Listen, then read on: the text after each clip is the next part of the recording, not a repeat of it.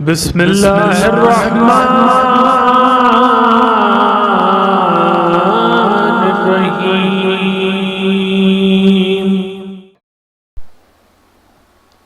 ला हौला वला कुव्वता इल्ला बिल्लाहिल अलीय्यिल अज़ीम।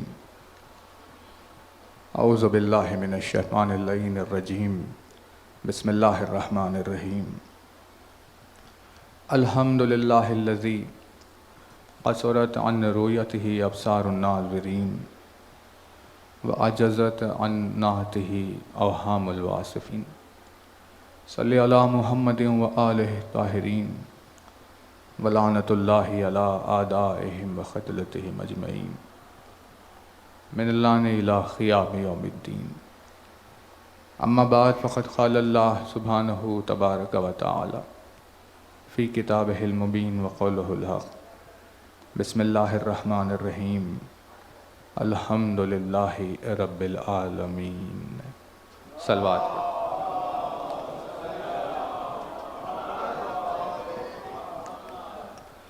फरमाया साहिब आज़मुद्दरजात अल्फाज ने, फरमाया मालिक मौजिज़ नुमा अंदाज ने, फरमाया मौलाए कायनात अमीरुल मोमिनीन हज़रत अली इब्न अबी तालिब।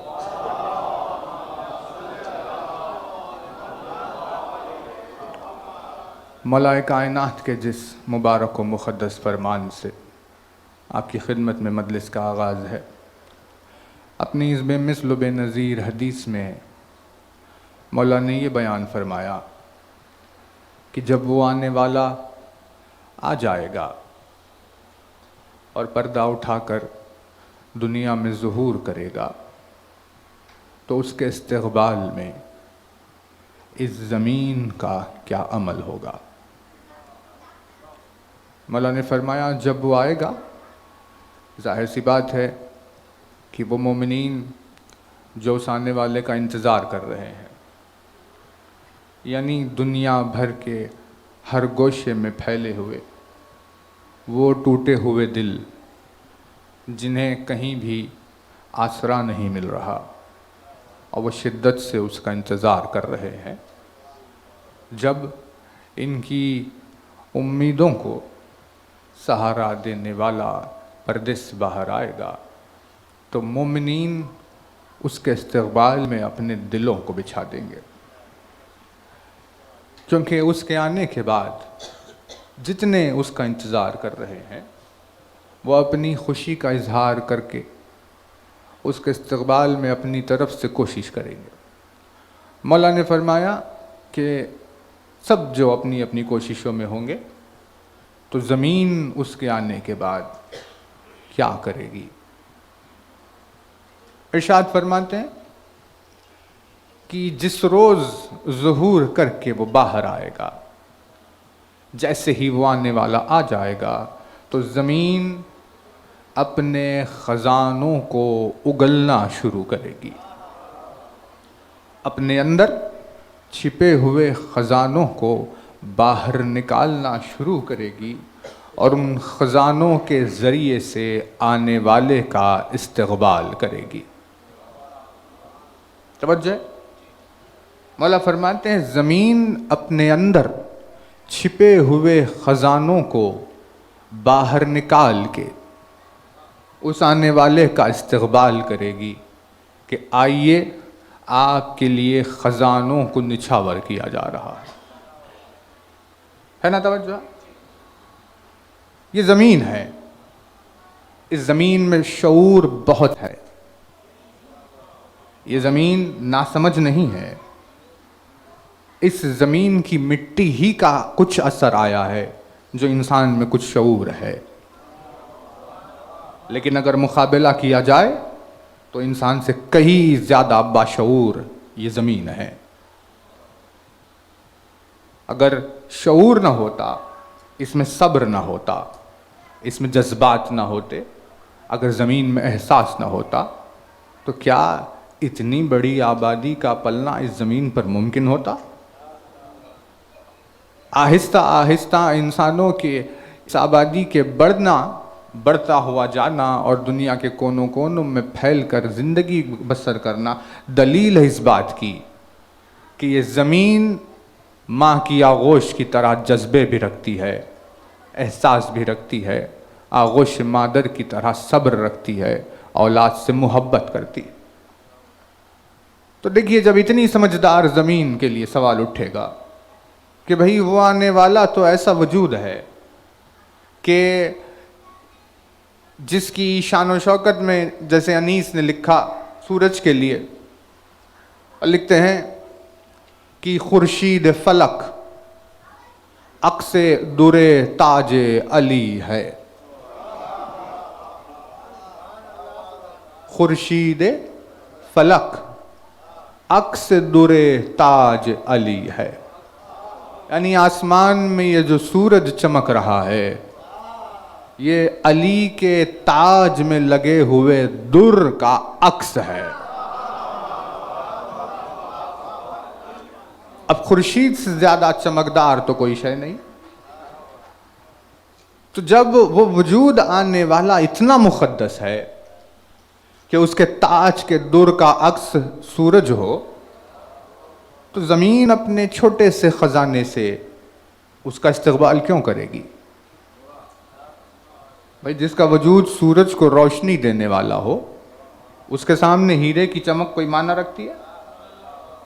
जिसका वजूद कायनात में सितारों को रोशन करने वाला हो, उसके लिए जवाहरात की चमक कोई माना रखती है? तो हमें समझ में आया कि नहीं, ये वो जवाहरात, हीरे या मोती या वो पत्थर नहीं हैं जिनके ज़रिए से ज़मीन उनका इस्तक़बाल करने वाली है, बल्कि वो ख़जाने कुछ और है जिन ख़जानों से ज़मीन आने वाले का इस्तक़बाल करने वाली है।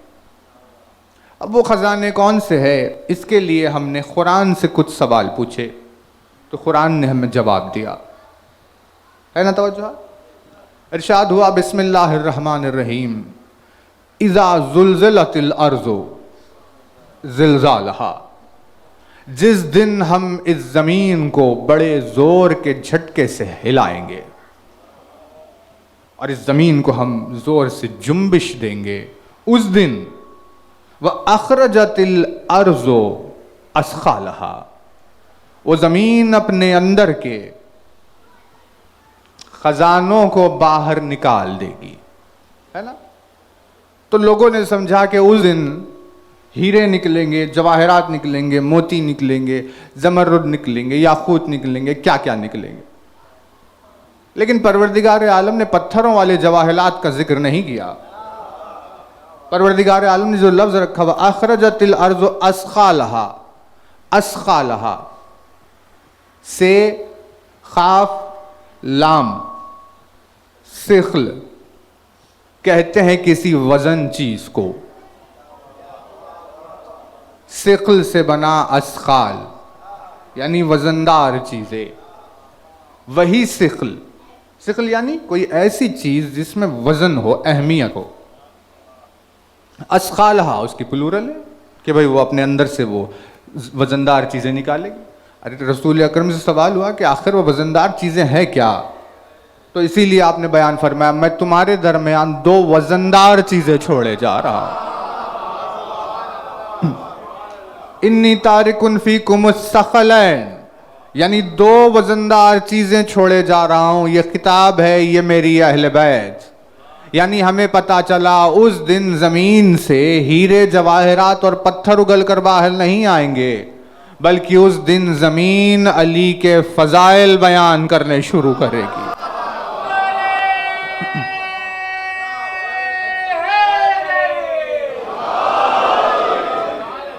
उस रोज जमीन अली के फजाइलों को जो छिपा कर रखा है, जिन फजाइल को, उन्हें बाहर निकाल कर सामने पेश करेगी और अली की फजीलतों से अली के बेटे का इस्तकबाल करेगी। तवज्जो। देखिए, सलमान को एक उसूल ने मौला के थामे रखा था जिंदगी भर। मौला ने फरमाया, सलमान देखो, जब किसी से बात करने जाओ तो उसके ज़र्फ को देख लिया करो। कम ज़र्फ के सामने आला ज़र्फी की बातें ना करो।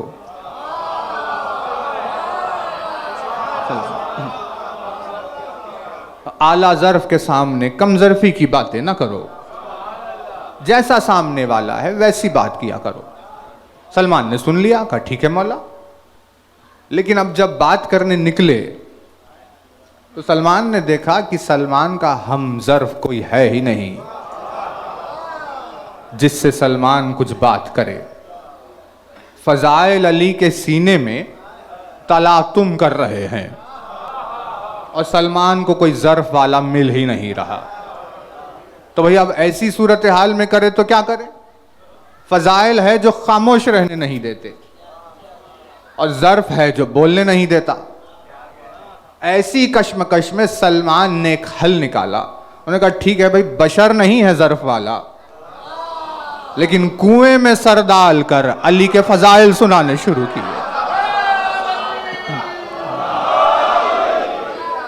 दरख्त के सामने खड़े होकर अली के फ़ज़ाइल सुनाने शुरू किए। ज़मीन में पत्थरों को उठा उठा कर फ़ज़ाइल अली सुनाने शुरू किए। यूं सलमान ने हजारों अली की फजीलतों को ज़मीन में महफूज कर दिया।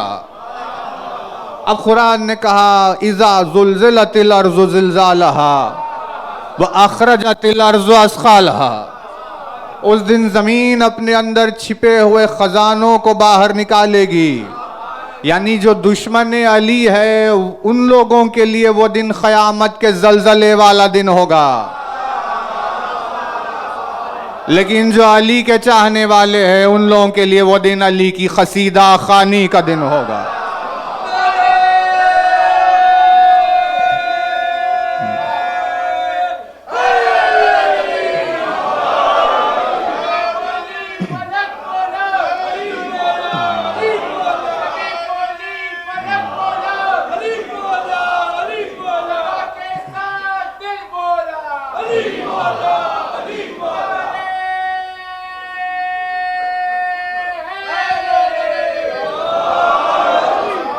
उसका इस्तक़बाल अली की फजीलतों से किया जाएगा। जो दुश्मन अली होंगे उनके लिए वो महशर का और क़यामत का दिन होगा, लेकिन अली के चाहने वालों के लिए तो वो जश्न का दिन होगा। वो जश्न में बैठ के अली के फ़ज़ाइल सुन रहे होंगे। कुरान ने आगे क्या कहा कि भाई जो दूसरे मुनाफिकीन रहेंगे वो सब वो कहेंगे वख़ालल इंसानु मा लहा, वक़ालल इंसानु मा लहा। इंसान कहेगा ये इसको क्या हो गया। यानी खबर से निकलेंगे जिस नाम से सारी जिंदगी अपना दामन छुड़ा रहे थे, तो उस वक्त उन्होंने मौत के वक्त उसके चेहरे को देखा, खबर में फरिश्तों के सवालों में उसके तस्करे को देखा, उसकी शान और शौकत को पहचानते रहे, सारी बरज़ख गुजारी। अब जो खबर से बाहर निकले कि भाई महशर का दिन आकर हिसाब करके सब खत्म होगा, तो उस दिन देख रहे हैं कि ज़मीन अली के फ़ज़ाइल बयान कर रही है। और उन्होंने कहा इस ज़मीन को क्या हो गया। वक़ाल इंसान माला, तुझे क्या हुआ कि तू आज अली के फ़ज़ाइल बयान कर रही है। जिन फजीलतों से हम भागना जितना चाह रहे हैं, तकदीर हमें उन्हीं फ़ज़ाइल के सामने लेकर आ रही है। अब तुझे क्या हुआ, तू क्यों बयान कर रही है। तो उनके जवाब में ज़मीन कहेगी कि भाई मैं तो हूं ही तुराब, और तुराब का काम ही है फ़ज़ाइल अबू तुराब बयान करना।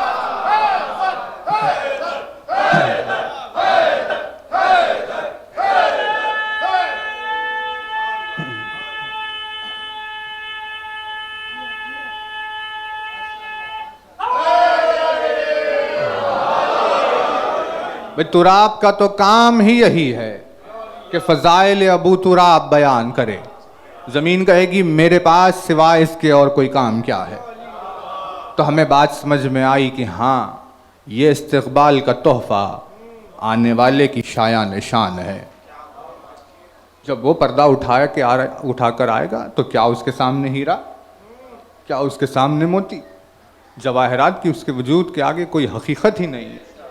लेकिन उसके आने के शायान निशान अगर कोई तोहफ़ा हो सकता है तो वो अली की फजीलतों से ज़मीन उसका इस्तक़बाल करेगी।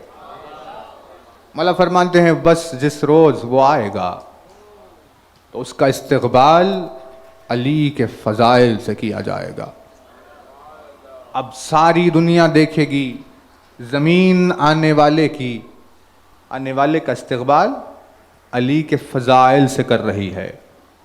तो देखने वालों को भी समझ में आएगा कि अगर तुम इनका इस्तकबाल करना चाहते हो तो किसी फ़जीलत अली को बयान करो, और जिसके सीने में अली के फ़ज़ाइल हैं वो बयान करके इस्तकबाल करके उसके सीने से लग जाएगा। लेकिन जिनके पास फ़ज़ाइल नहीं, वो सोचते रहेंगे किस मौजू से इसका इस्तकबाल करूं। का भाई वो आ रहा है, उसकी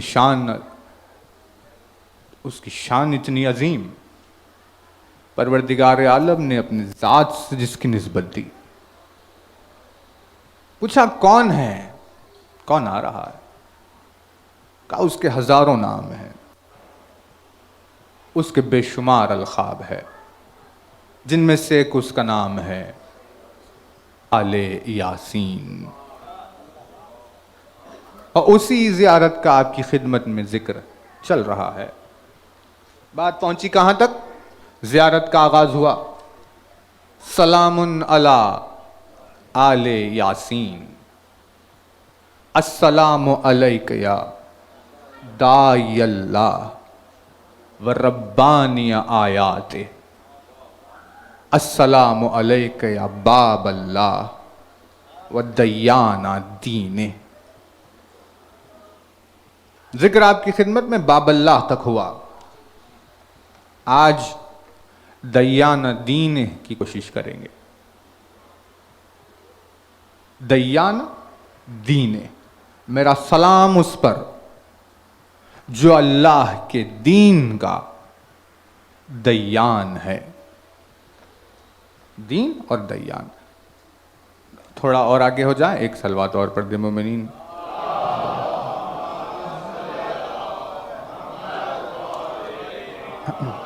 बुलंदतरीन सलवात एक मरतबा और।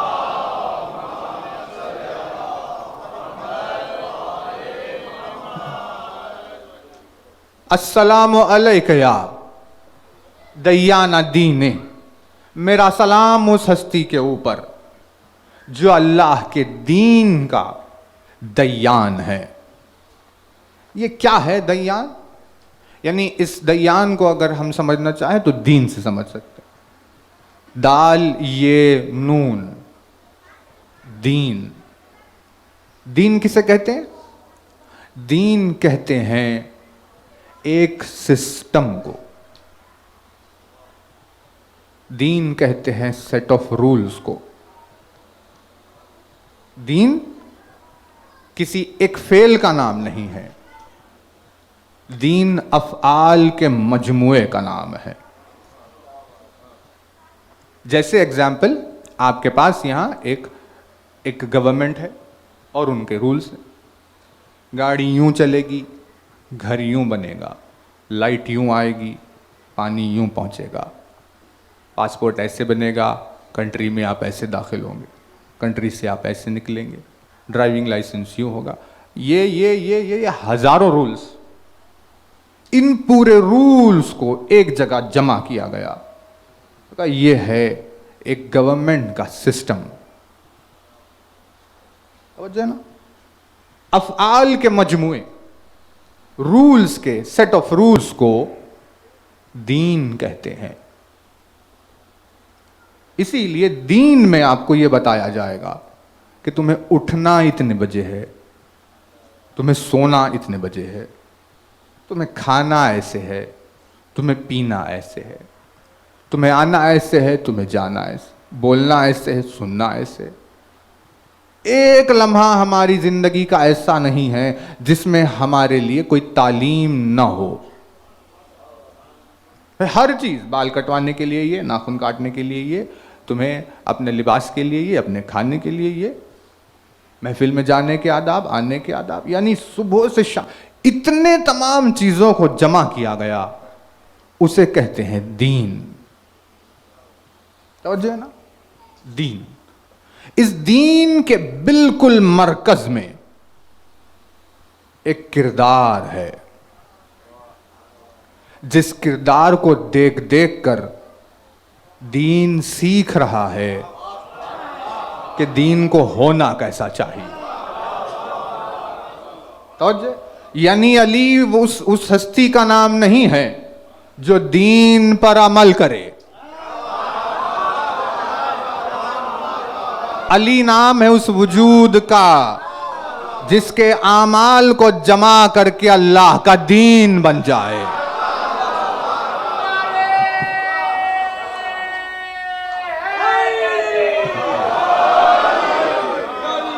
हमारे लिए है कि भाई दीन तुम्हें कह रहा है तुम उठो शहर में, तुम उठो फजर में, तो हम दीन की पाबंदी की वजह से उठ रहे हैं, लेकिन अली के लिए नहीं है। अली ने जब शहर में उठना शुरू किया तो दीन में अल्लाह के तय हुआ कि सुबह उठना चाहिए। भाई दीन तो महदूद हो जाएगी बात, लेकिन हम ये नहीं कर सकते। अली महदूद लोगों के हादी का नाम नहीं है। जो अपने आप में खुद लामहदूद का मजहर है, वो भला महदूद जमाने के लिए। हम उसे जानते हैं नाम अली से, हम उसे पहचानते हैं अरब में रहने वाला एक हसीन तरीन नौजवान है, लेकिन सितारों में रहने वाली मखलूक उसे उस नाम से जानती है। कायनात में है नहीं कहीं ऐसी कोई जहां उसके किरदार की पैरवी न की जाए। खुद भूखे रहकर मांगने वाले को रोटी अता करने की अली की इस आदत को देखकर दरख्तों ने फल देने सीखे।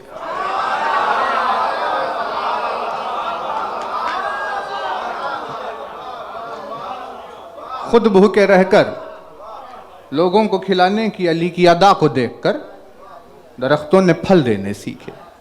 दुश्मनों के दरमियान में इत्मीनान से मुस्कुराते हुए रहने के अली के इस अंदाज को देखकर कांटों के बीच में फूलों ने खिलना सीखा।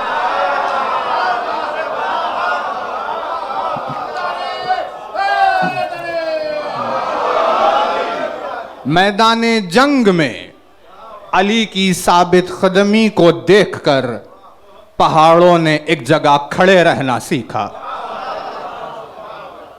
भाई उसके इल्म के बहते हुए दरियाओं को देखकर दरियाओं ने रवानी सीखी। कायनात में एक भी शय नहीं है ऐसी जिसका इंस्पिरेशन अली का वजूद नहीं। उसके वजूद के आमाल और उसके किरदार को फैलाकर अल्लाह ने एक सिस्टम बनाया जिसे कहते हैं दीन। इसीलिए उसने कहा मेरे नजदीक कोई भी दीन ही नहीं है। उसने क्या हमारे नजदीक, भाई आपके नजदीक होगा दीन ये।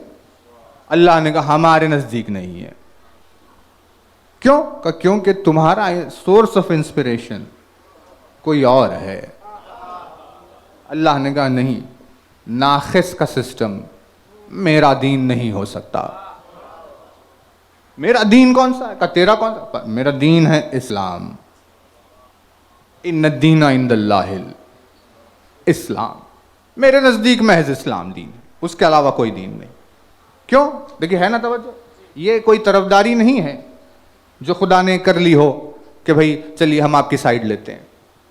अल्लाह के वजूद में मिजाज नहीं पाया जाता। हिकमत और अदल का तकाजा है कि अगर ली जाए तालीम तो सिर्फ अली से ली जाए।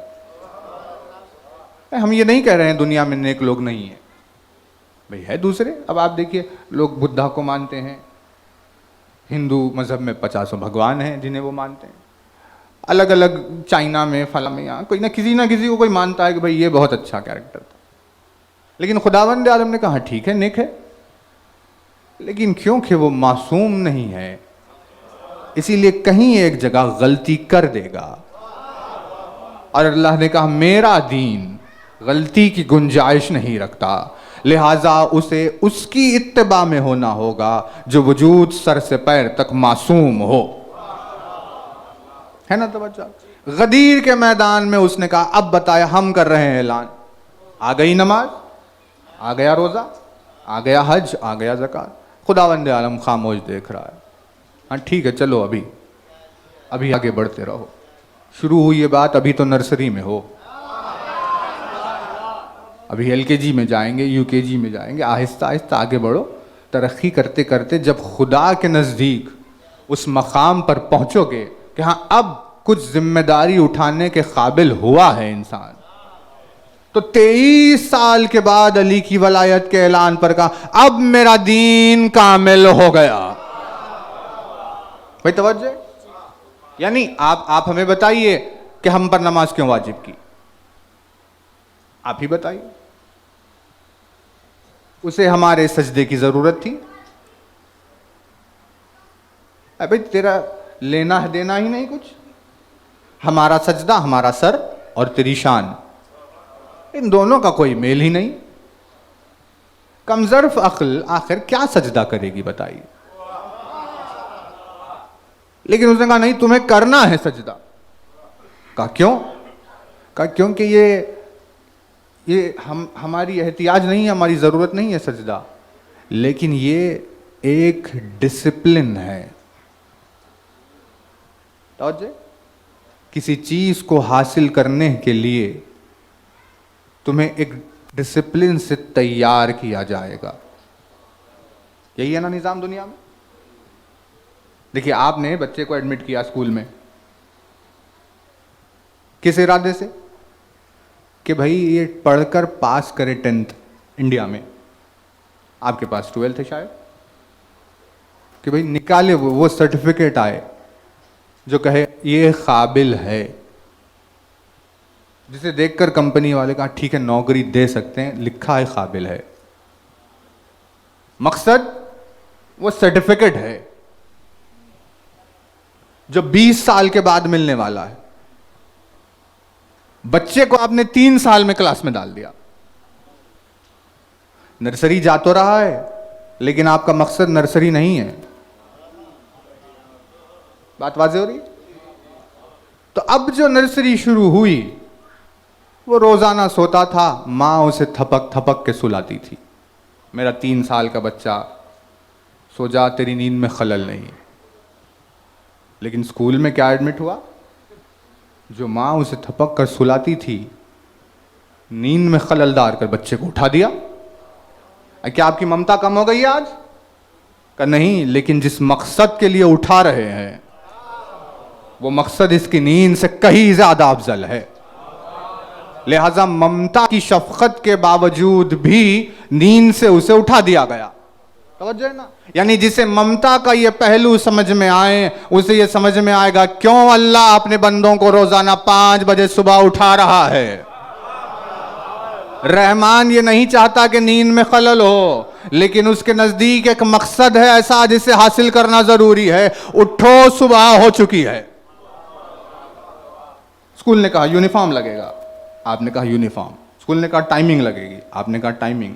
स्कूल ने कहा बुक्स लगेगी, आपने कहा बुक्स। आपकी औलाद पर आपसे ज्यादा वो हुकूमत कर रहे हैं, लेकिन आप खुश। कहा भाई 20 साल गुजर जाए, आखिर में मिले तो सर्टिफिकेट। जब 25 साल के बाद वो सर्टिफिकेट हाथ में आया कि हाँ भाई ये इसने ग्रेजुएशन कर लिया, तो अब माँ बाप ने कहा इस दिन के लिए तुझे ड्रेस भी पहनाया था, तुझे क्लासेस में भी भेजा था, बुक्स भी लिए थे, सब कुछ ये मकसद था, इस काबिलियत की खातिर हमने किया।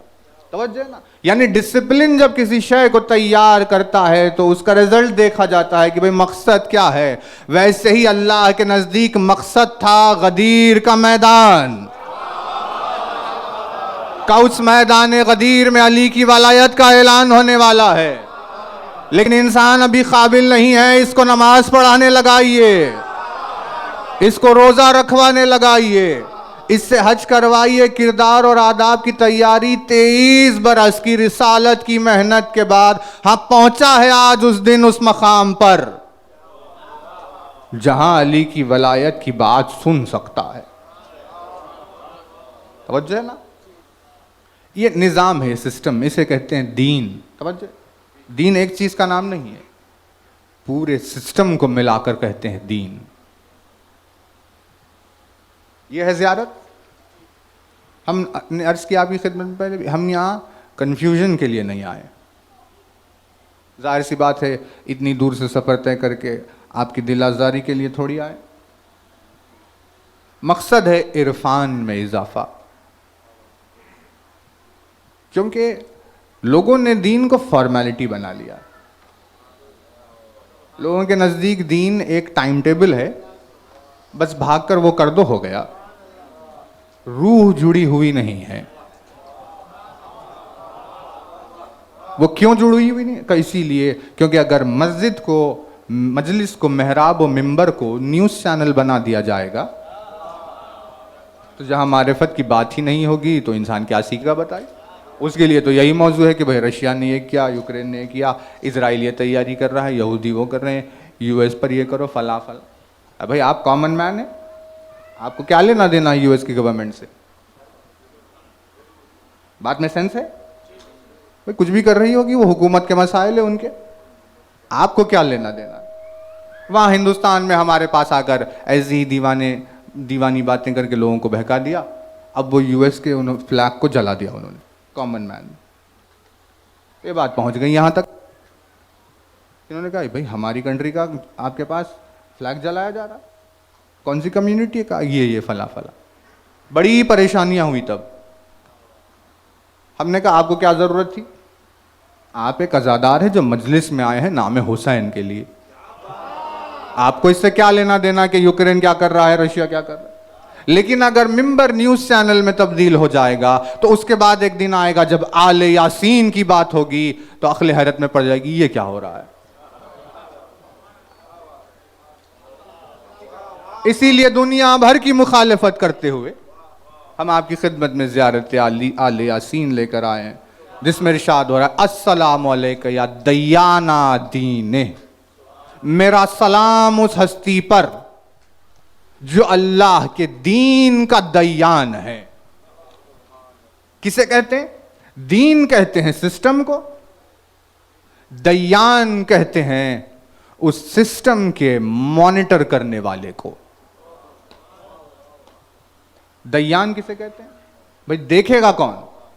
ठीक है, लाइट आ गई आपके पास, ग्रीन है, रेड है, ऑरेंज है, सब है।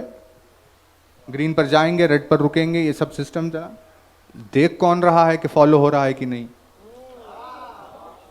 तो आपको पता था वहां कैमरे लगे हुए, पुलिस देख रही है, फला फला, ये सब कुछ, ये सब जाकर किसी को रिपोर्ट करेंगे का मालिक सब कुछ ठीक चल रहा है, जिसे रिपोर्ट किया जाएगा कि सारे उमूर ठीक है या नहीं।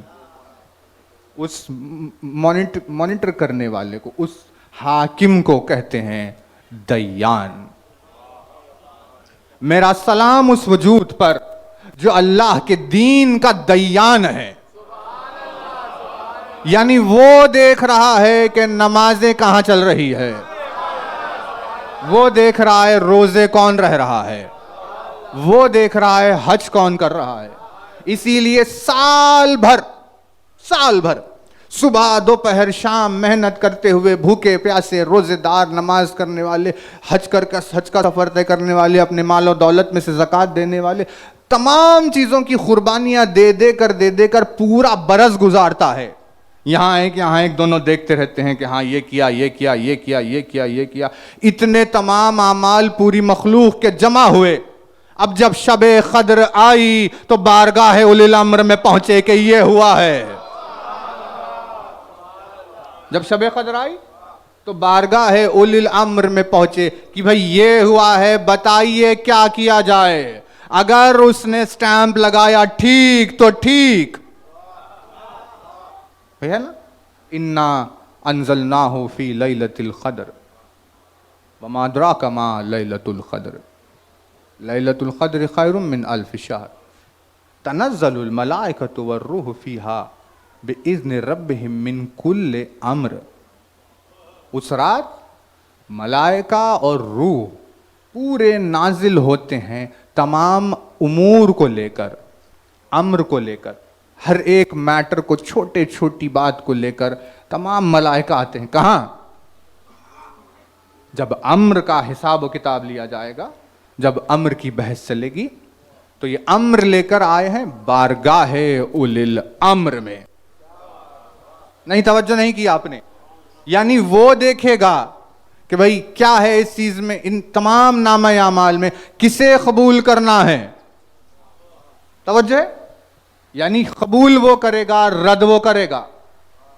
नहीं, तवज्जो नहीं कर रहे आप। इसीलिए उसका नाम कायम और कयामत एक दूसरे से जुड़े हुए हैं, क्योंकि हिसाब वो नहीं लेने वाला है जो लोग समझ रहे हैं कि भाई वो हिसाब लेगा। हिसाब ये लेने वाला है, दयाना दीन इलाही ये है।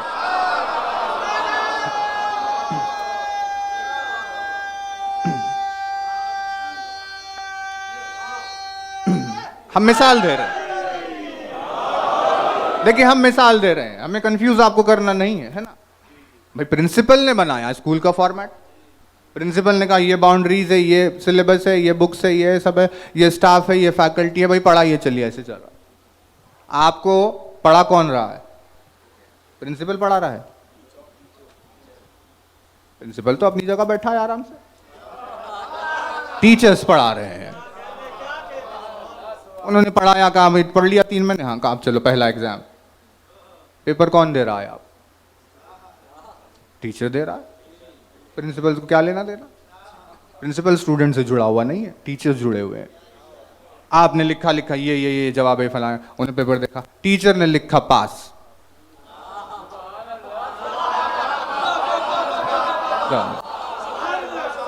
टीचर ने लिखा फेल। प्रिंसिपल को ये नहीं देखना है कि भाई स्टूडेंट क्या कह रहा है। प्रिंसिपल देखा टीचर ने कहा पास तो पास, टीचर ने कहा फेल तो फेल, क्योंकि जो पढ़ाएगा वही इम्तिहान लेगा। दयाना दीन ही, यानी जिसने तुम्हें दीन सिखाया वही दीन का हिसाब भी लेने वाला है। लोगों को मालूम ही नहीं कि पेपर्स कहां जा रहे हैं। ऐसी ही गैर मारिफत से जिंदगी ना गुजर जाए, इसीलिए आइम्मा ने जियारतों को हमें तोहफे में दिया है। जियारत पढ़ के पहचान तो लो कि हिसाब कौन लेने वाला है। दयाना दीन ही, अल्लाह के दीन का हाकिम जो हिसाब लेगा। मिनकुल ले अमर, फरिश्ते आए सारे अमर लेके नाजिल हुए, उसने कहा ठीक है। समझे ना? ऐसे ही लाखों का लश्कर था करबला के मैदान में, नमाजें पढ़ रहे थे, रोजे रख रहे थे, हज कर रहे थे, ज़कात दे रहे थे, पेशानियों पर सजदगाहों के सजदे के निशानात, कारियान कुरान, ये एक यहां से वहां तक अंबो। उतने पूरे लश्कर में रात की तारीकी के अंधेरे में नूर चमका, और एक को समझ में आया करेक्शन कौन करने वाला है।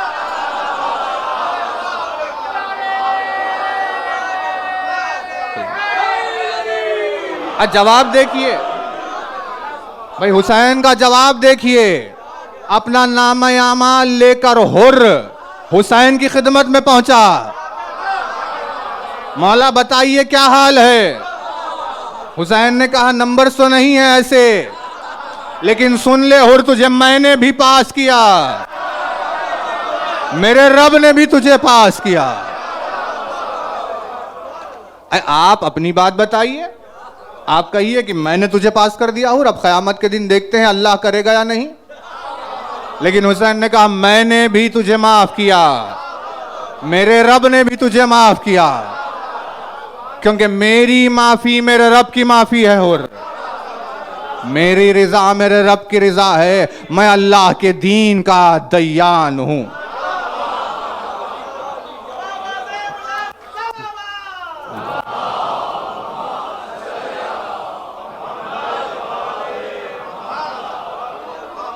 अस्सलामु अलैका या दयाना दीन ही, मेरा सलाम उस हस्ती पर जो अल्लाह की दीन का दयान है, दीन का हाकिम वो है, वो हिसाब लेगा कि भाई किसने क्या किया। उसके वजूद में इतनी बरकतें हैं। देखिए, अक्ल जिस रोज इस एहसास तक पहुंचेगी कि उसका वजूद क्या है, कोई ताकत नहीं है कायनात में अक्ल को सजदे से रोक कर दिखाए। हदीस रसूल अकरम आपने सुनी है, जिसमें रसूल खुदा ने क्या बयान किया कि भाई एक वजूद है अकेला ऐसा, अगर जिसे तुमने देखा तो तुमने 1,24,000 अंबिया देख लिए, है ना। थोड़ा सा और आ जाए मोमिनीन, एक सलवात पढ़ दीजिए। कुछ लोग खड़े हुए हैं, थोड़ा सामने हो रहे।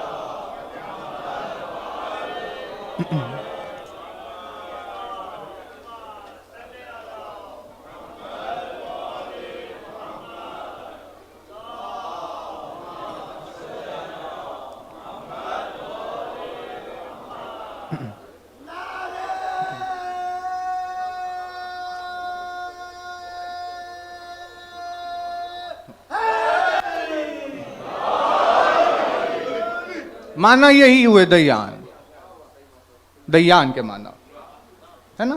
हिसाब लिख, टीचर ने लिख दिया पास, तो प्रिंसिपल ने कहा हाँ भाई पास।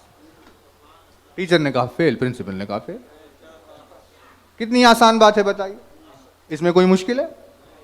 लेकिन ये उन्हें कैसे समझ में आएगी जो कभी जिंदगी में स्कूल गए ही नहीं।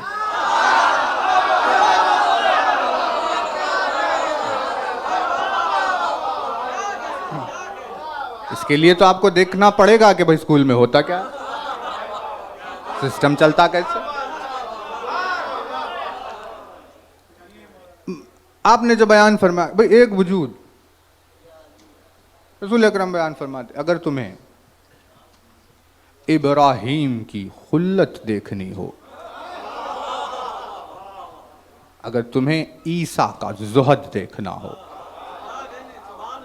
तुम्हें अगर मूसा की हैबत देखनी हो, तुम्हें 1,24,000 अंबिया का जलवा अगर देखना हो, तो हम तुम्हें एक आसान रास्ता बताते हैं। कहाँ 1,24,000 का चक्कर काटोगे,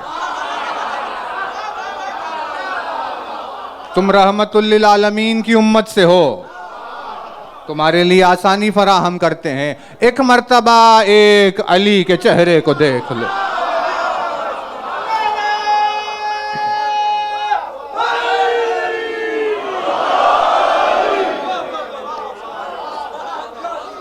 जिसने वजूद अली का दीदार किया, उसने 1,24,000 अंबिया के मौजिज़े देखे। अली को देख लेने के बाद फिर उसे ख्वाहिश नहीं होगी कि मैं मूसा को भी देखूं,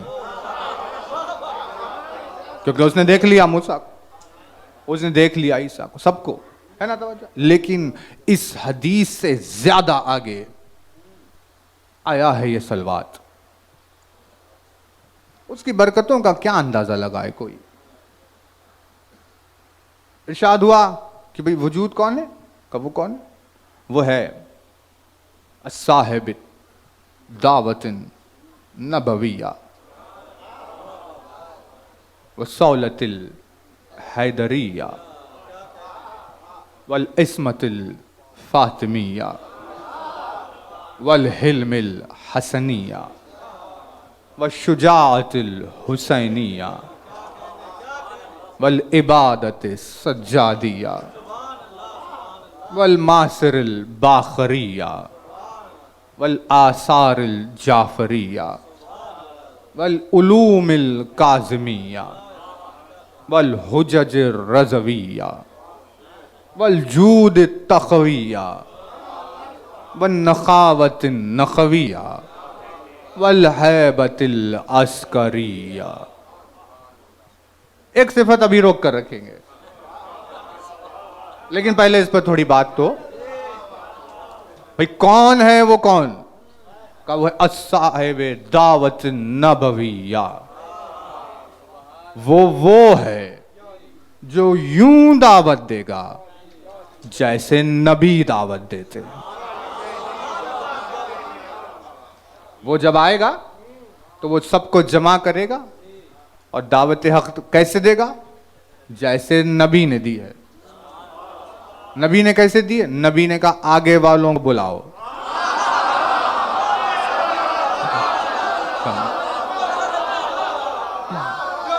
पीछे वालों का इंतजार करो, सबको रोको, एक बुलंद मिंबर बनाओ। अब पूरे मजमे के सामने दावत हक दी। बिल्कुल उसी अंदाज में वो आते ही सबको जमा करेगा और वैसे ही अली की वलायत का पैगाम पहुंचाएगा। दुनिया वालों को फिर से गदीर मयस्सर होगी।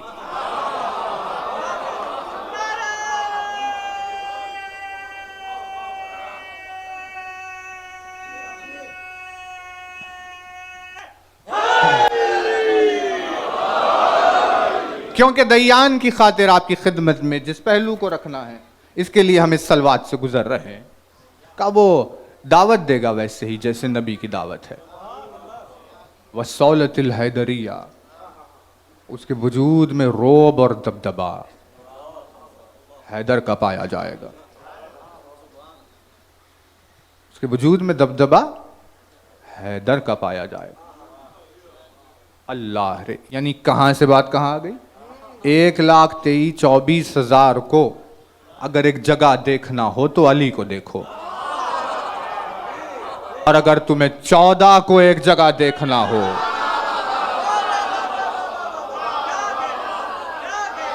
तो इस आने वाले को देखो कि वो आने वाले की शान क्या है। का उसमें नबी की दावत है, उसमें हैदर की सौलत है। भाई बातें आसान थी, दावत हो या सौलत हो या शुजाअत ही क्यों ना हो, आसान है, लेकिन उसका वजूद इतना मुकद्दस और पाकीज़ा है कि उसके वजूद में फातिमा की इस्मत है।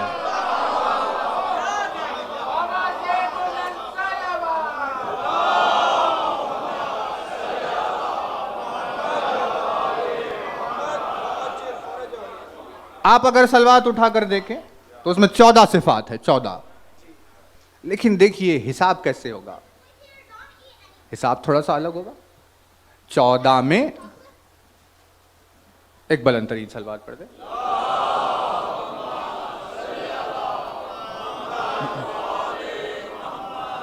मासूम 14 हुए, लेकिन जब 14 में अगर आखिरी की बात की जाए तो सिफात कितने होने चाहिए?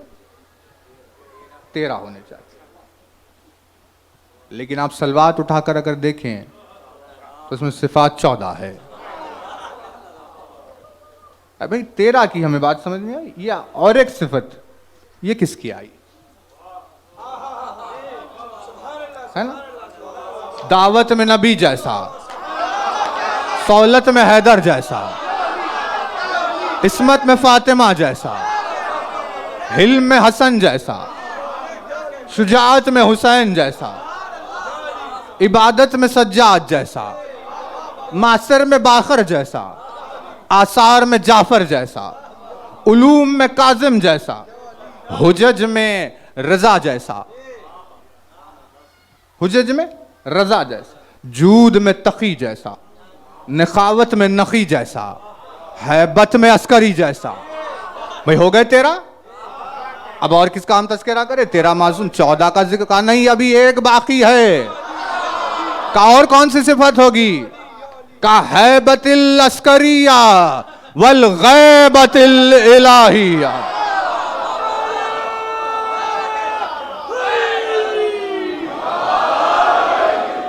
वो गैब ऐसे हो गया,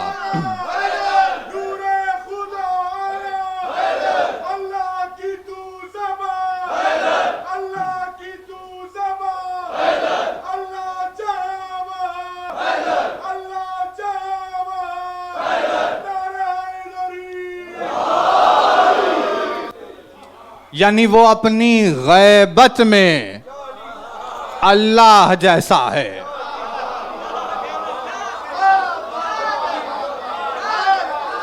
दावत में नबी जैसा, सौलत में हैदर जैसा, उसके वजूद में पाई जाती है। वल गैबतिल इलाहिया, वैसे ही गैब है जैसे अल्लाह गैब। क्योंकि उसके वजूद में तौहीद उतरी हुई है, इसीलिए ज़ियारत का अंदाज ही अजब है। आपने देखा कि अब तक दाई अल्लाह रब्बानिया आयाते या बाब अल्लाह या दया नदीने या खलीफत अल्लाह या नासिर हक़, कहीं पर भी इसमें आपको इला अला मिन मिल रहा है। दाया इल्लाह, मेरा सलाम उस पर जो अल्लाह की तरफ बुलाने वाला हो, लेकिन इला नहीं है। कहा क्यों? कहा क्योंकि वो दाई इल्लाह नहीं, दाई अल्लाह है।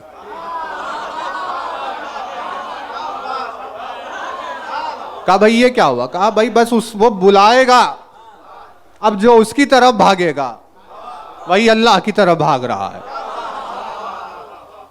तो अब दयाना दीन ही तवज्जो है ना। यानी देखिए अब इस यहां आ गई तौहीद की बात। इसीलिए जिसने दीन लिया नहीं लिया अली से, उसे आप कितने हजार मर्तबा कलमा पढ़वाइए, जब टीचर के सामने किताब जाएगी तो मुशरिक ही होगा।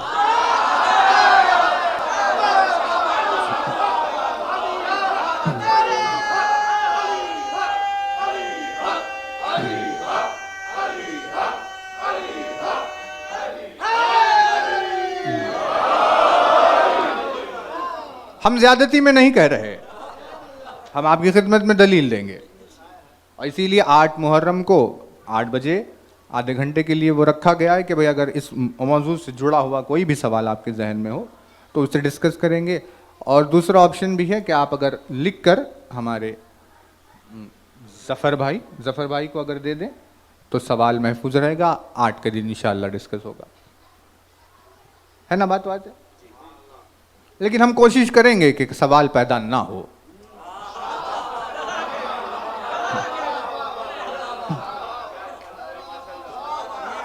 दयाना दीन ही, वो जो उसके दीन का हाकिम है, खुदावंद आलम, यानी ये इला अला या मिन, इन चीजों को हटाकर ज़ियारत के जरिए हमें वो बता रहा है कि इसका फेल अल्लाह का फेल है,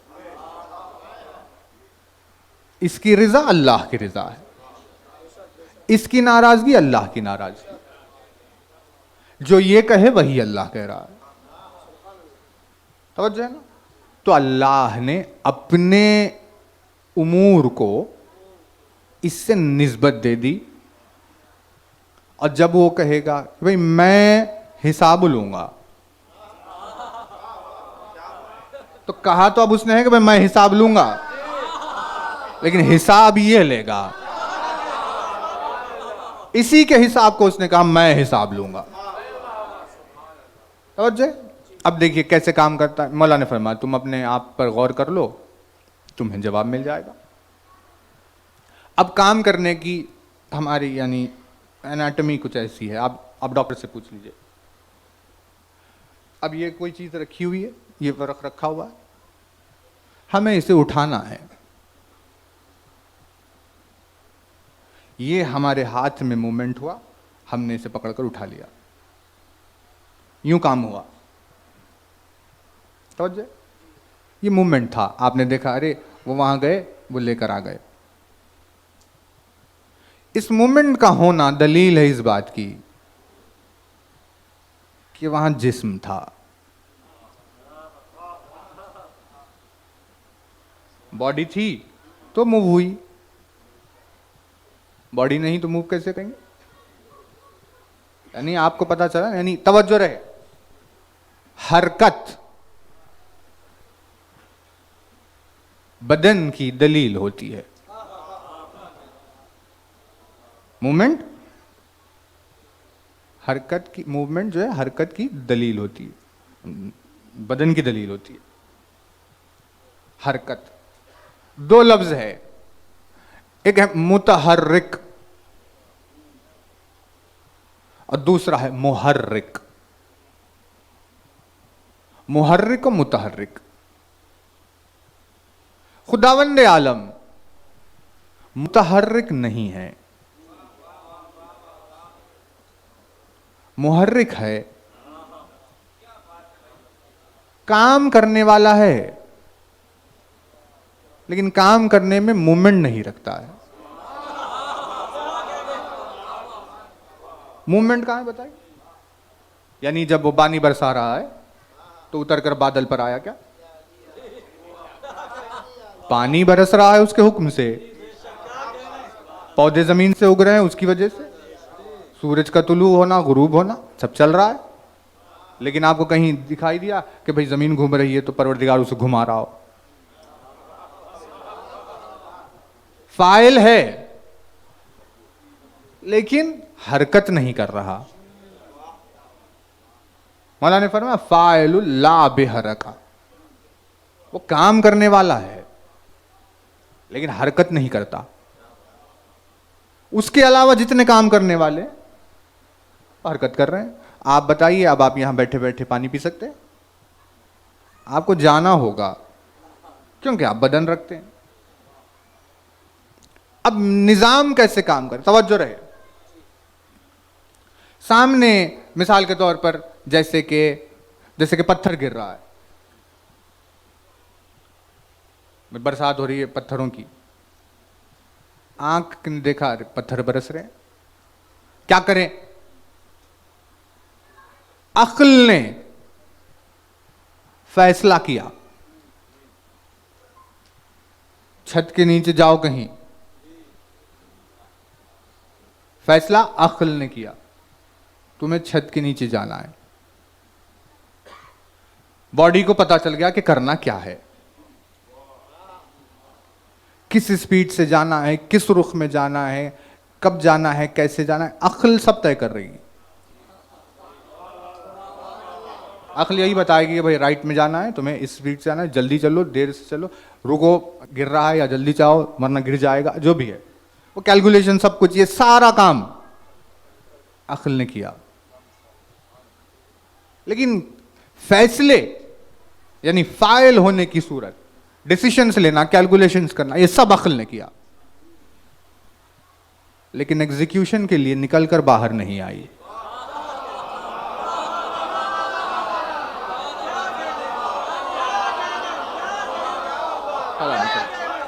आप सलामत। यानी तय तो कर लिया कि भाई पैर को वहां जाना है, लेकिन सर में से निकलकर नीचे पैर पकड़कर खींचकर नहीं लेकर गई। काम तो अक्ल ने किया। यानी आप अगर जाएंगे तो लोग कहेंगे भाई बहुत अक्लमंद है आप, आपकी अक्ल ने साथ दिया। यहां अक्ल ने फेल को तय किया यूं करना है, लेकिन वो बाहर नहीं आई, वो अपनी जगह वैसे ही इत्मीनान में। क्योंकि अक्ल के हिसाब व किताब को पूरा करने की खातिर बीच में नफ्स आ गया।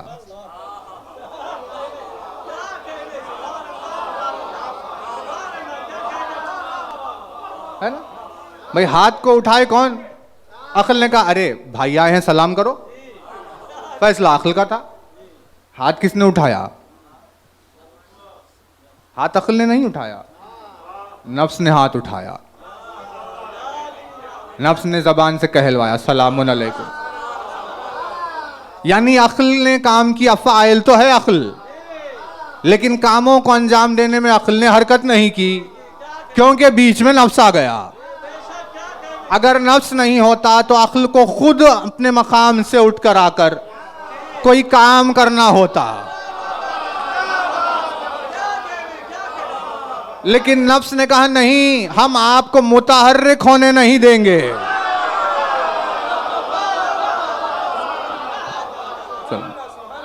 हम आपको मुतहर्रिक होने नहीं देंगे। काम आपका होगा, फैसले आपके होंगे, लेकिन करेंगे आप नहीं, क्योंकि आप हरकत नहीं कर सकते।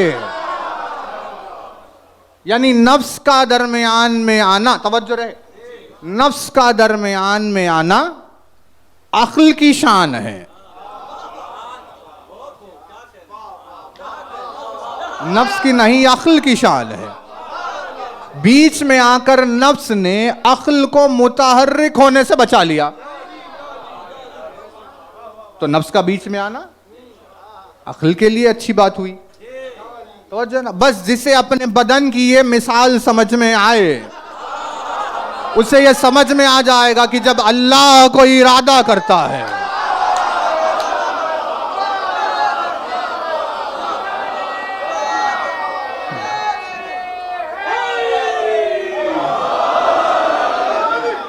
तो उसके इरादों को तकमील तक पहुंचाने के लिए नफ्सुल्लाह बीच में आता है।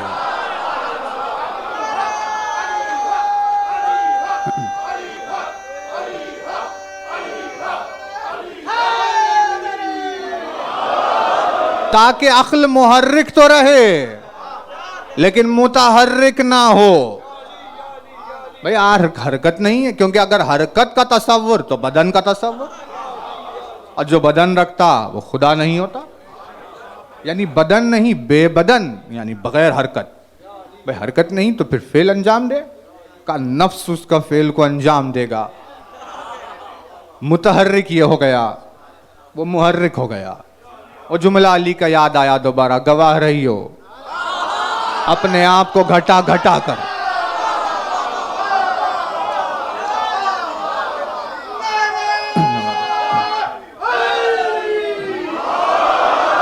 तेरी शान बढ़ा रहा हूं, तू मुतहर्रिक ना होने पाए परवरदिगार। यानी उसे मुतहर्रिक होने से रोक कर वो नफ्स जो उसके पूरे उमूर अंजाम दे, उसी को कहते हैं दय्यान। मेरा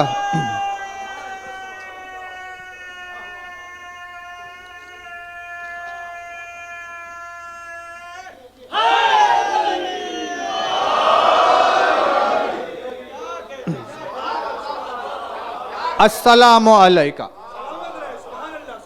या बाबल्लाह व दय्यान दीनिही।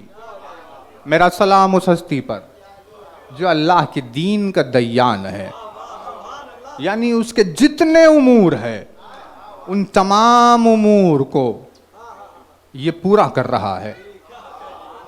फाइल वो है, मुतहर्रिक नहीं है। तो ना अब बस ये रिलेशन अगर क्लियर हो गई कि भाई अगर, अच्छा देखिए इजी और 3 एक मिसाल दे। मौला ने बयान फरमाया कि देखो अपनी ज़बान से अल्फाज सोच समझ कर जारी करो।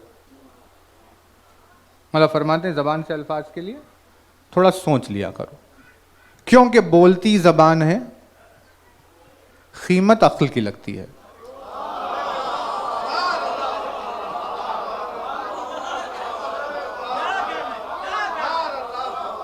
मौला ने फरमाया बोलती ज़बान है, कीमत अक्ल की लगती है। इसीलिए बाप बेटे जा रहे थे, बेटे ने एक दीवानी बात की तो बाप ने बेटे के सर पे मारा। सर हैरत में पड़ा, अभी हमारा क्या लेना देना, आप जबान काटिए, उसने कहा है ना तवज्जो। लेकिन जबान के अल्फाज की गलती से उसकी कीमत सर को चुकानी होगी, क्योंकि मौला फरमाते हैं जबान अपनी तरफ से थोड़ी ना बोल रही है, जो अक्ल चाहती है वो बोल रही है। इसीलिए जबान के अल्फाज की सजा अक्ल को मिलेगी, यानी अक्ल तय होगी कि भाई देखो ये क्या कह दिया तुमने। तो यानी बोलना तो उसे है, लेकिन वो बोलेगी नहीं क्योंकि उसे हरकत नहीं करना है। नफ्स ने कहा कि भाई ठीक है आप हरकत ना करिए, हम जबान से बुलवाए देते हैं। तो यूं हमें पता चला कि भाई अब तमाम अफ़आले अक्ल नफ्स के जरिए होते हैं।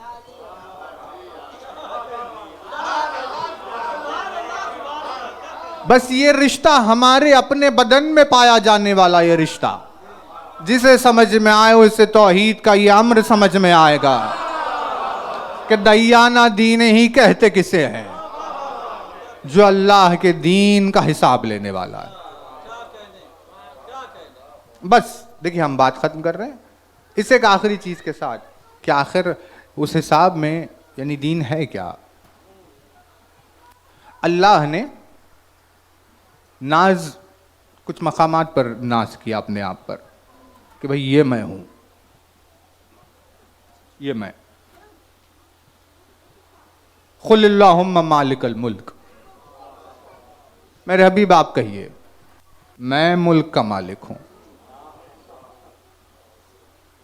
यानी अल्लाह ने नाज किया मैं मालिक हूं,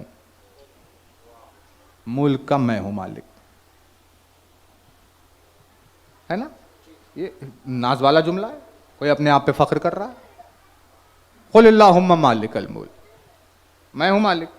तुतिल मुल्क मन तशा तंज़िउल मुल्क मिम्मन तशा, जिसे चाहूं दे दूं, जिससे चाहूं छीन लूं। तो इज़्ज़ मन तशा व तुज़िल्लु मन तशा, जिसे चाहूं इज्जत दूं, जिसे चाहूं जलील कर दूं। मालिक मैं हूं, ये बात हुई। लोगों ने कहा हाँ हकीकतन वही मालिक है, ये ज़मीन का मालिक, आसमान का मालिक, चांद सूरज सितारों का सबका मालिक ही तो वो है। लेकिन आप देखिए तौहीद की शान कितनी कम कर दी। इस ज़मीन पर सलमान को अगर बादशाहत मिल जाए तो सलमान पूरी बादशाहत को हक के एक लम्हे के लिए ख़त्म कर देगा, क्योंकि सलमान के नज़दीक दुनिया की कोई अहमियत है ही नहीं। यानी मुत्तकीन दुनिया में पाए जाने वाले ऐसे हैं जिनकी नज़रों में दुनिया कोई हकीकत ही नहीं रखती। अब एक बशर इतना कमज़र्फ होने के बाद तक़वे की मंजिल पर अगर पहुंच जाए तो उसके नज़दीक दुनिया की कोई हकीकत नहीं, और तू कह रहा है मैं इस दुनिया का मालिक हूं। ये क्या बात हुई? यानी वो इस दुनिया के मालिक होने की बात नहीं कर रहा, क्योंकि अल्लाह की शान ये है कि वो बाकी रहने वाला है, और बाकी के मिजाज में फानी पर नाश करना नहीं पाया जाता।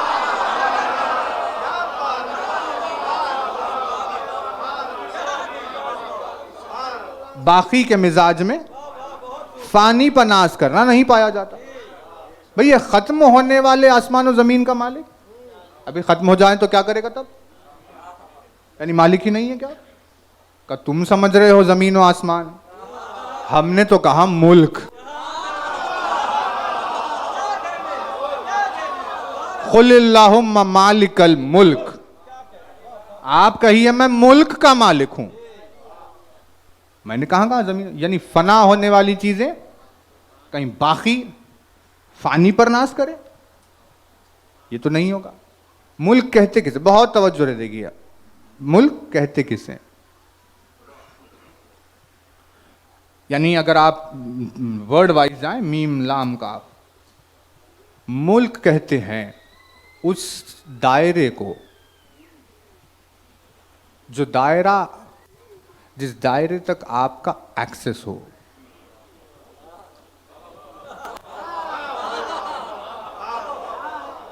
उसे कहते हैं मुल्क। इसीलिए हिंदुस्तान हमारा मुल्क है, क्योंकि वहां हमें एक्सेस की इजाजत है।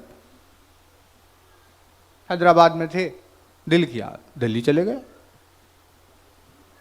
दिल में आया बेंगलोर चले गए, यहां से वहां जहां चाहे फिर रहे। अबे क्यों? का मुल्क है हमारा।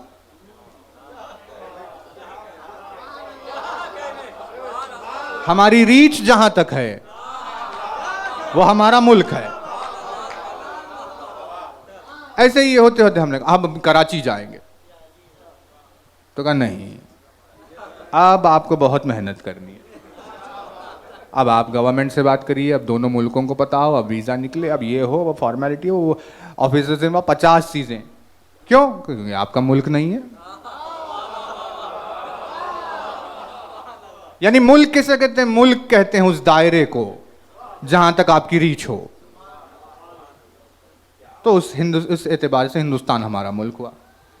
लेकिन हकीकी मुल्क, हकीकी हिंदुस्तान नहीं होता, क्योंकि हिंदुस्तान में भी ऐसे कई मकामात है जहां जाने की हमें इजाजत नहीं है। आप जहां मर्जी आए इंडिया में वहां नहीं जा सकते, क्योंकि ये आपका हकीकी जाती मुल्क नहीं है। तो कहा क्या करें? कहा भाई आप उसे कम कर लो थोड़ा। कहा ठीक है, हमारा स्टेट तेलंगाना जो स्टेट है, कहा ये हमारा, हाँ ये है, लेकिन यहां भी आप हर जगह नहीं जा सकते, आपके स्टेट में भी 50 मकामात है ऐसे। कहा आप क्या करें? कहा फिर और थोड़ा कम कर लो। कहा तुम्हारा शहर हैदराबाद दक्कन ये तुम्हारा असली मुल्क है, लेकिन उस मकाम पर भी कई चीजें ऐसी जो हमारी मर्जी के खिलाफ हो रही है और हम ठहरे देख रहे हैं। कहा भाई खामोश। क्यों? क्योंकि ये आपका पूरा हकीकी असली मुल्क, जाती मुल्क नहीं है। कहा आप क्या करेगा? और समेट लो, महल्ला हमारा, कहा दारुशफा। कहा हाँ यहां पर आपको इजाजतें बहुत ज्यादा है, लेकिन फिर भी महल्ले में ऐसी कोई बात होती है जो आपके अख्तियार से बाहर है। कहा आप क्या करेगा? भाई और सिमट जाओ। अब होते होते आ गए हम अपने घर तक। का घर हमारा मुल्क है, लेकिन पता चला घर भी मुल्क नहीं है, क्योंकि कभी घर में कुछ ऐसी चीज हो जाती है जो हमारी मर्जी के खिलाफ। तो कहा भाई वो भी नहीं। अब सिमटते सिमटते इतना हुआ, तुम्हारा हकीकी और असली मुल्क तुम्हारा अपना बदन है। सर से लेकर पैर तक जो तुम्हारा बदन है ये तुम्हारा मुल्क है, इसमें तुम्हें किसी की इजाजत की जरूरत नहीं होती, इसमें तुम अपनी मर्जी से कुछ भी कर सकते हो। कहा ये हमारा। कहा क्यों? कहा इसीलिए क्योंकि यहां से यहां तक तुम्हारा नफ्स फैला हुआ है।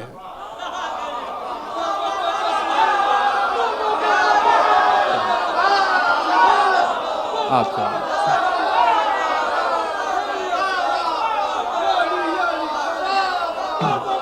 यानी मुल्क का मतलब हमें समझ में आया। मुल्क उस दायरे को कहते हैं जिस दायरे तक हमारा नफ्स पहुंचा हुआ हो। भाई हाथ को चाहा हिला लिया, पैर को चाहा वहां चले गए, आंख को चाहा पलक लिया, ये सब कुछ हम कर जा रहे हैं क्योंकि नफ्स है वहां तक। इसीलिए बगैर किसी चीज के, किसी दिक्कत के हम अपना काम कर रहे हैं। हकीकी मुल्क होता है वहां जहां तक नफ्स हो।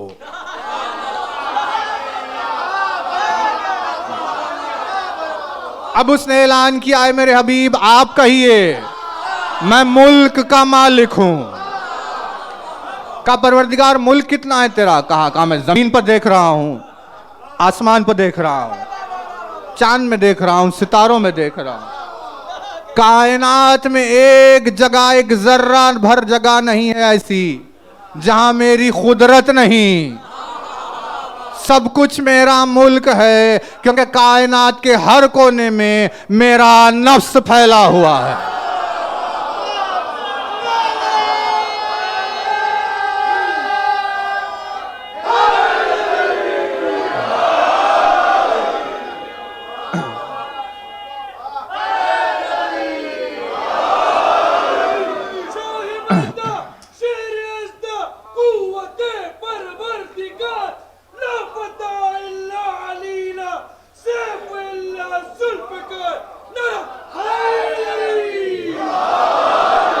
तो हमें समझ में आया कि भाई हकीकी मुल्क होता क्या है।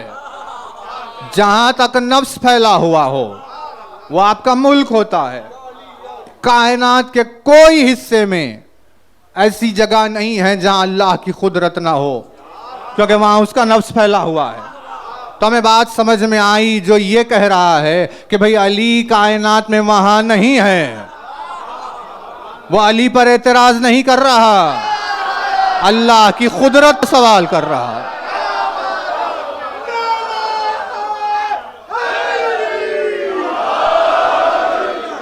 अली की अदावत इंसान को दुश्मन खुदा बना देती है।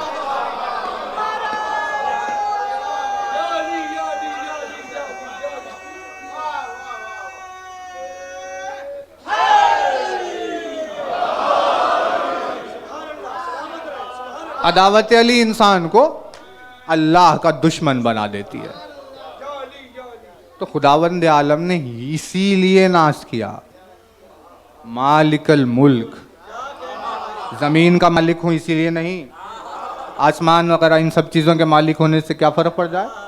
मुझे नाज है अपने आप पर कि मैं अली का मालिक हूं।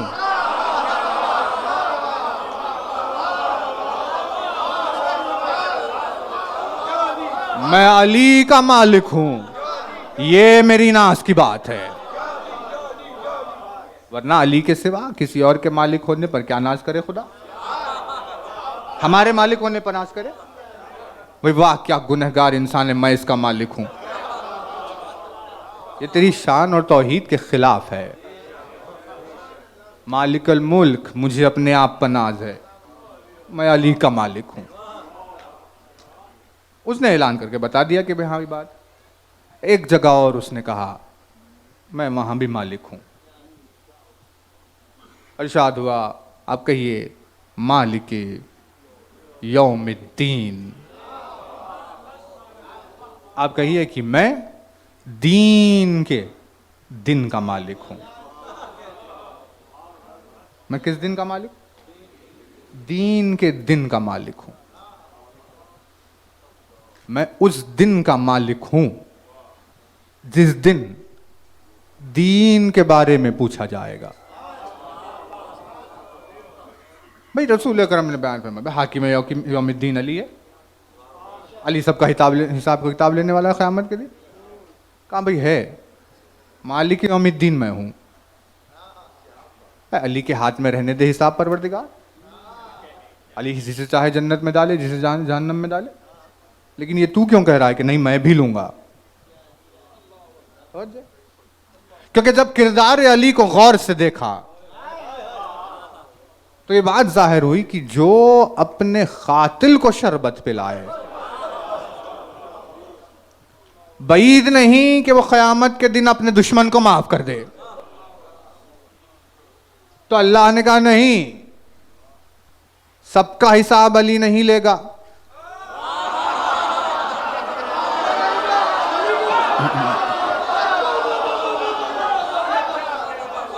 सबका हिसाब अली नहीं लेगा, क्योंकि अगर अली के हाथों में अली के दुश्मनों का हिसाब आएगा तो करीम अली उन्हें माफ कर देगा। अल्लाह ने कहा नहीं, मेरी नाफरमानी करने वाला माफ हो जाए, दुश्मन अली बख्शा नहीं जाएगा। मैं मालिक यौमिद्दीन हूं।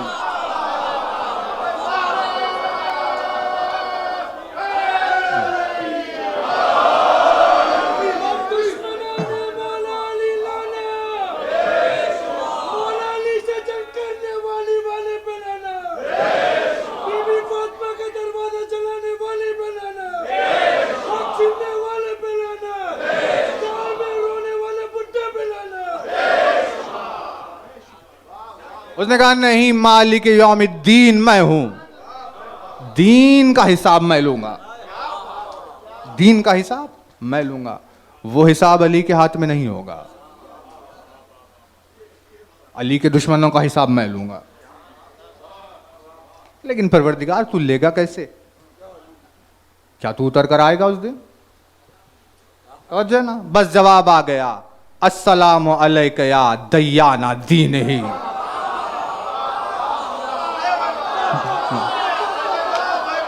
मेरा सलाम उस हस्ती के ऊपर जो अल्लाह के दीन का हाकिम है। यानी अल्लाह ने जिस फेल को अपनी तरफ निस्बत दी, उस दिन ये पर्दे से बाहर आकर मखलूक से दीन का हिसाब लेगा।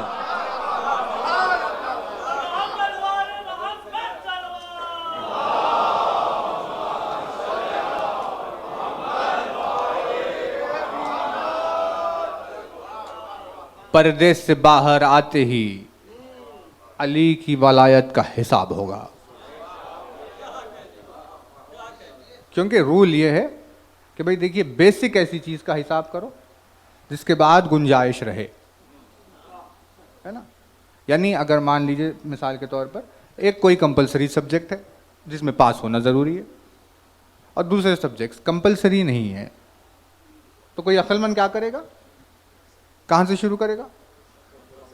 कंपलसरी शुरू ताकि काम आसान रहे। भाई इसमें पास है तो फिर बाकी का देखेंगे, इसमें फेल हो जाए तो क्या फायदा। दूसरों में पहले देखते देखते बाद में पता चला इतना वक्त, मेन में तो फेल हो गया। तो लिहाजा आते ही सबसे पहले अली की वलायत का हिसाब लेगा। अली की वलायत दीन खुदा है। किरदार अली को अल्लाह ने जब एक निजाम में ढाला तो अल्लाह का दीन सामने आया। मेरा सलाम उस हस्ती पर जो दीन का दयान है। ये ज़ियारत है। ज़ियारत कहते ही इसी को है कि भाई शऊर से बात करिए किसी से। मुलाकात का नाम है ज़ियारत। खड़े हैं आप अगर अपने ज़माने के इमाम की ज़ियारत के लिए, तो पता तो हो उस कहने वाले को कि भाई किसको सलाम कर रहा है, सामने मौजूद कौन है, का उसका वक़ार, उसकी शान व शौकत क्या। दयान दीन, वहीं हिसाब तय होता है। इसीलिए करबला के मैदान में हुसैन दीन खुदा का दयान है। उस मेयार पर तय होगा जन्नत और जहन्नम में जाना। खुदावंद आलम इस जज्बे ईमानी को सलामत रखे। 4 मुहर्रम की तारीख क़यामत की तारीख है।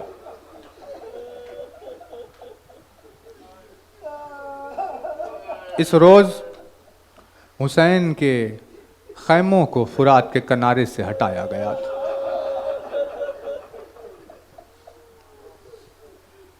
हिंदुस्तान में मजालिस जब हम पढ़ते हैं तो 4 की इस तारीख को हुसैन के साथियों का तस्करा किया जाता है।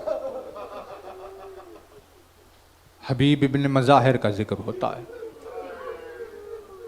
हम वही एक रिवायत आपकी खिदमत में रख के मजलिस तमाम करेंगे। लेकिन इन दो जुमलों को अगर कोई पहचान ले कि भाई इसमें क्या दर्द था। एक वो जिसमें सैयदुल शुहदा ने फरमाया अपने चाहने वालों की तारीफ करते हुए, जैसे दोस्त मुझे मिले हैं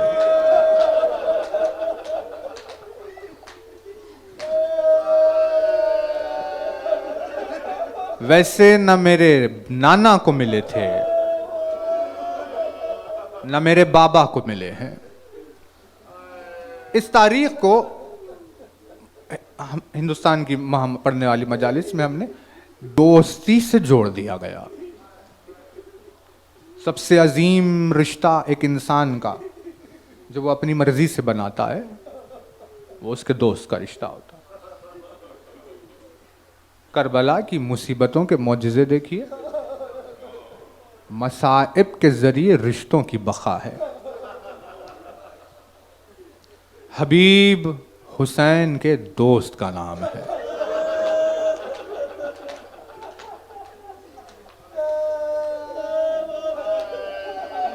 आपके जो दोस्त हैं, परवरदिगार इन दोस्तों को सलामत रखे। लेकिन जब किसी के ऊपर बेहद सख्त तरीन मुसीबत आती है तो उस वक्त मदद के लिए सबसे ज्यादा उसे अपना दोस्त याद आता है।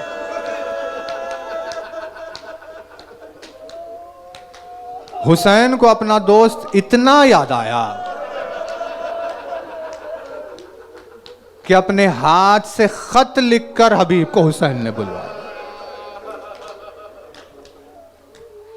बचपन के अय्याम में एक वाकया गुजरा था यूं कि जनाब मज़ाहिर ने मौलाए कायनात को, सैयदुल शुहदा को घर में दावत दी। मज़ाहिर ने अली को दावत दी, हबीब ने हुसैन को दावत दी। वक्त जब करीब आया था तो आने के इश्तियाक में हबीब जो देख रहे थे छत से, तो उस इश्तियाक में दौड़ते हुए छत से जो गिरे, हबीब इस दुनिया से गुजर गए। मज़ाहिर ने देखा ये क्या हो गया, अली की सवारी आने को है और मेरे घर में इंतकाल।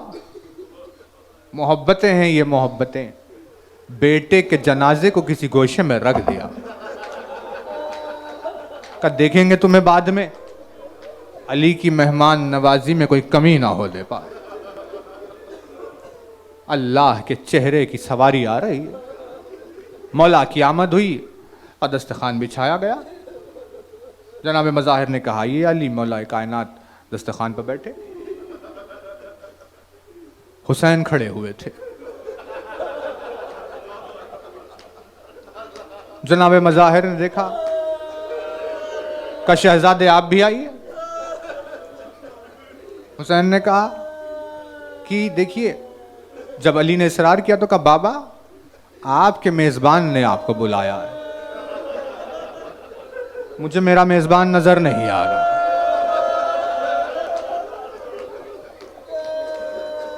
अब मज़ाहिर क्या कहें, किसी तरह इसरार करने की कोशिश की। हुसैन की जबान से जुमला निकला कि हुसैन ने कहा, जब तक हबीब नहीं आएगा हुसैन खाना नहीं खाने वाला। एक ये रोज है हुसैन की जिंदगी का, जब खाने पर हबीब को शिद्दत से याद किया, और एक रोज करबला के मैदान में था जब भूख की शिद्दत में हुसैन को हबीब याद आया। क्या खत है, क्या क़यामत का खत है। कलम उठाकर लिखा हुसैन ने, मिनल हुसैन इब्ने अली इब्ने अबी तालिब इला रजुलिल फ़क़ी हबीब इब्ने मज़ाहिर। ये सरनामा कलाम है हुसैन इब्ने अली की जानिब से हबीब इब्ने मज़ाहिर की तरफ। मजमून लिखा था, हबीब 2 मुहर्रम को हम करबला पहुंच चुके हैं। लश्कर यजीद ने चारों तरफ से घेर लिया है। नुसरत का इरादा रखते हो तो असर आशूर से पहले करबला पहुंचो। खत को तमाम करने के बाद जब भी कोई नाम लिखता है अपना, तो अपना तारुफ अपने बाबा के नाम से कराता है। खत को खत्म किया तो हुसैन ने नहीं लिखा हुसैन इब्ने अली। अल्लाह रे, कितना गरीब हो गया था। तमाम करते हुए लिखा हुसैन इब्ने फातिमा। का फातिमा का नाम लिख रहा हूं हबीब, मेरी गुर्बत को पहचान, मैं कितना अकेला हो गया हूं। खत पहुंचा कूफे। कासिद ने खत पहुंचाया। रिवायत ने लिखा, दस्तखान पर बैठे थे हबीब, दस्तक हुई। कौन ने कहा, कासिद हुसैन। दरवाजे पर जाकर खत को देखा, आंखों से लगाकर मजमून पढ़ा, खामोशी से घर में आए। ज़ौजा ने पूछा, क्या बात है। पुराशोभ माहौल की वजह से हबीब ने कहा कि भाई हुसैन इब्ने अली का इस तरह खत आया। ज़ौजा ने पूछा, क्या इरादा है। तो हबीब ने कहा, मैं इस अम्र पर थोड़ा गौर करूंगा। सुनना था।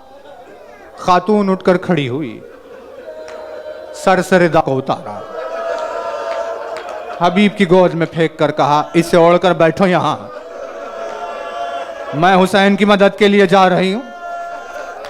तुम्हें नवासे रसूल मदद के लिए बुला रहा और तुम अम्र पर गौर करोगे। हबीब ने कहा, नहीं, ये बात नहीं है, तुम्हारा इम्तिहान था, तुम कामयाब हुई। सवारी चली, पूरा शोभ गलियां, गुलाम को घोड़ा देकर भेज दिया वहां इंतजार करना। कुछ जाने में देर हुई। गुलाम इंतजार कर रहा था, क्यों नहीं आया।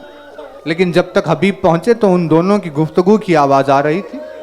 वो घोड़े से कह रहा था, तू फिक्र ना करना, अगर हबीब को आने में देर हो जाए हम दोनों करबला जाएंगे, हुसैन की नुसरत के लिए आगे बढ़ेंगे। हबीब ने मातम शुरू किया, ये वक्त आ गया है हुसैन पर,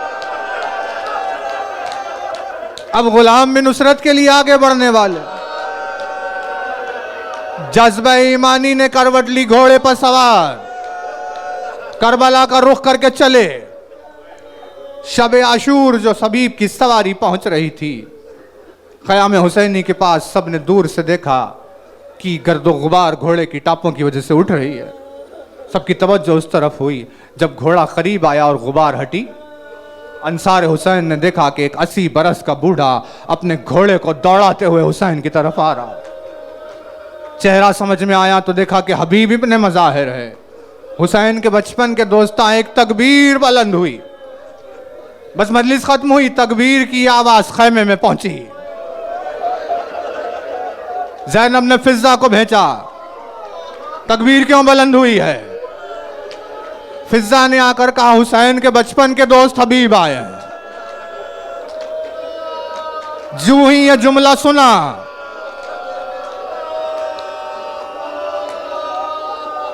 तो लश्कर यजीद में एक के बाद एक टुकड़ी के आने की खबर सुनते सुनते, लश्कर यजीद में इजाफे का जिक्र सुनते सुनते सुनते ज़ैनब का दिल इतना टूट गया था कि जब यह सुना कि एक हुसैन की मदद के लिए भी आया है तो ज़ैनब का दिल भर आया और कहा फिजा जाकर हबीब से कहना। ज़ैनब ने उसे सलाम कहा। फिजा ने आकर कहा हबीब तुझे अली की बेटी सलाम कर रही। बस ये लतीफ पहलू है, इस सलाम को सुनते ही हबीब की नजर हुसैन के चेहरे पर पड़ी। हुसैन ने निगाहों को झुका लिया। अरे गुर्बत का ये मौका, औलाद अली सलाम कर रही है। हबीब ने कहा जवाब में अलैका सलाम नहीं होगा। हाथों को उठाकर तमाचे लगाए और कहा यह वक्त आ गया है कि अली की बेटी मुझे सलाम करे। ऐसे जानिसारों के होने के बाद असरे आंसू आशूर हुसैन का ये मरसिया, वाह खिल्लता नासिरा, ऐ वाह मददगारों।